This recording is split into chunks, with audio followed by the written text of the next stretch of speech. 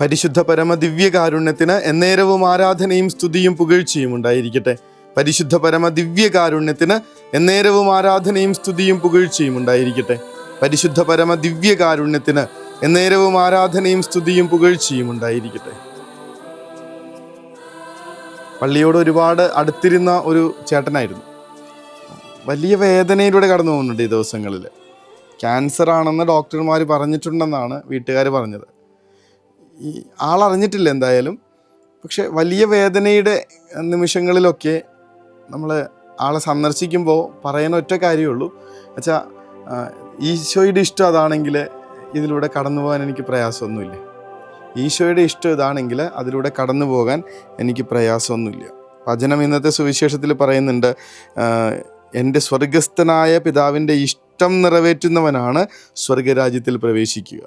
എന്നിട്ട് അതിൻ്റെ തൊട്ടടുത്ത വചനമാണ് നമ്മളുടെ ഇന്നത്തെ ധ്യാന വിഷയം. ഈ വചനങ്ങൾ ശ്രവിക്കുകയും അവ അനുസരിക്കുകയും ചെയ്യുന്നവൻ പാറമേൽ ഭവനം പണിത വിവേകമതിയായ മനുഷ്യന് തുല്യൻ. ഈ വചനങ്ങൾ, എൻ്റെ പിതാവിൻ്റെ ഇഷ്ടം നിറവേറ്റുന്നവനാണ് സ്വർഗരാജ്യത്തിൽ പ്രവേശിക്കുക എന്ന വചനം കേൾക്കുന്നവൻ, അനുസരിക്കുന്നവൻ, അത് മനസ്സിലാക്കി ജീവിക്കുന്നവൻ പാറമേൽ ഭവനം പണിത മനുഷ്യന് തുല്യൻ.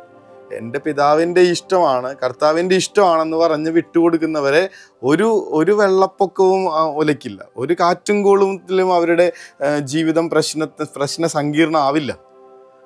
കർത്താവിലിങ്ങനെ എന്ത് നടന്നാലും അത് ഈശോയുടെ ഇഷ്ടമാണെന്ന് തീരുമാനിച്ചുറപ്പിച്ചിരിക്കുന്ന ഒരാൾ, വിശ്വസിക്കുന്ന ഒരാൾ അതിനകത്ത് തകരില്ലല്ലോ.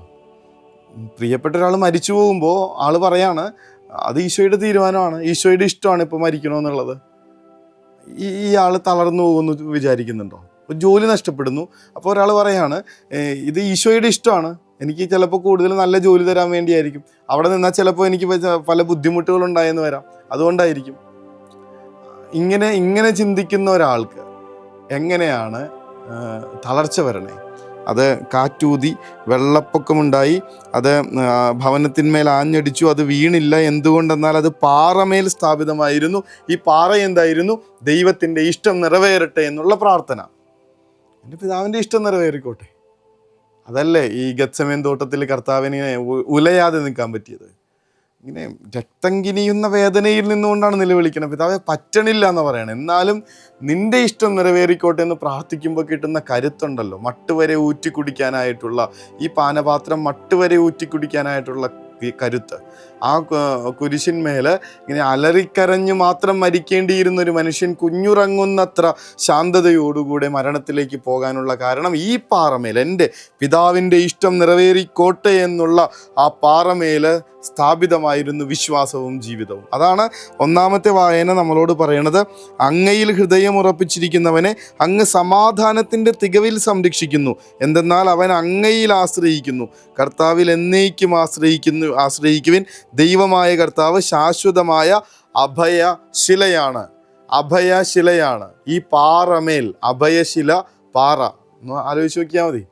കണക്ഷൻ വളരെ കൃത്യമായിട്ട് നമുക്കത് റിലേറ്റ് ചെയ്യാൻ പറ്റും.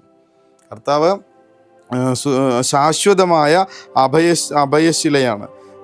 ഈ അഭയശിലയിന്മേൽ എൻ്റെ ജീവിതം പണിതുയർത്തിയാൽ എന്നെ ഒരാളും തൊടില്ല. ഒബിയച്ചൻ്റെ പുസ്തകത്തിൽ വായിച്ച ഒരു കഥയുണ്ടത്.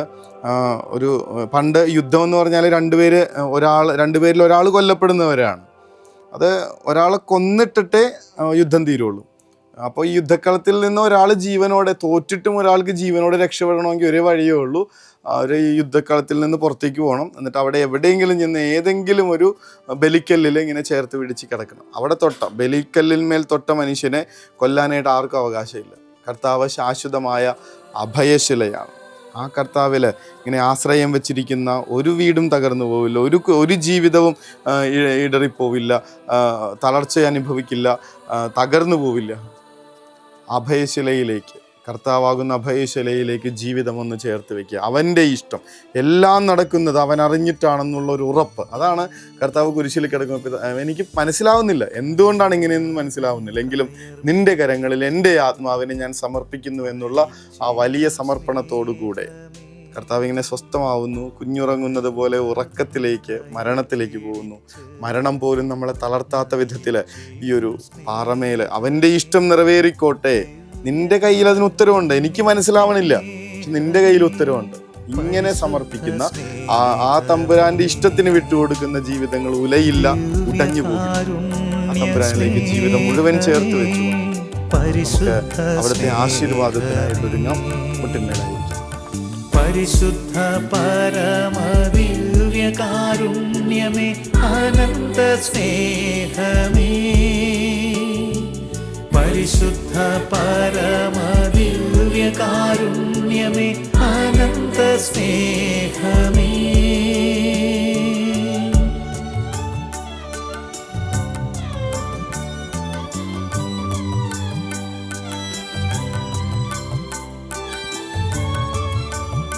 പരിശുദ്ധ പരമ ദിവ്യകാരുണ്യത്തിന് എന്നേരവും ആരാധനയും സ്തുതിയും പുകഴ്ചയും ഉണ്ടായിരിക്കട്ടെ.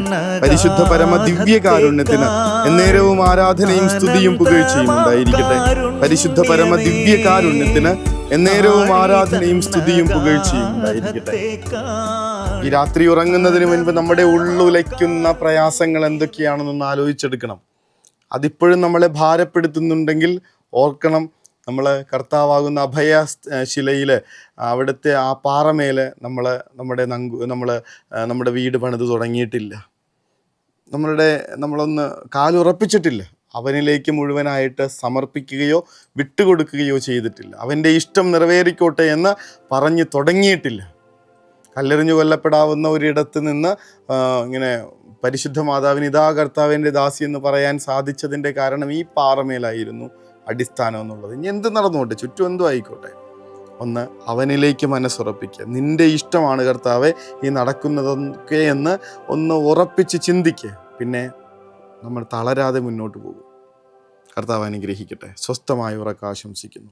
കരുണതൻ കയർ പിടിച്ച് നയിച്ചിടും സ്നേഹമേ, ദിവ്യകാരുണ്യ സ്നേഹമേ, പരിശുദ്ധ സ്നേഹമേ, പരിശുദ്ധ പരമദിവ്യകാരുണ്യമേ, അനന്ത സ്നേഹമേ, പരിശുദ്ധ പരമദിവ്യകാരുണ്യമേ, അനന്ത സ്നേഹമേ.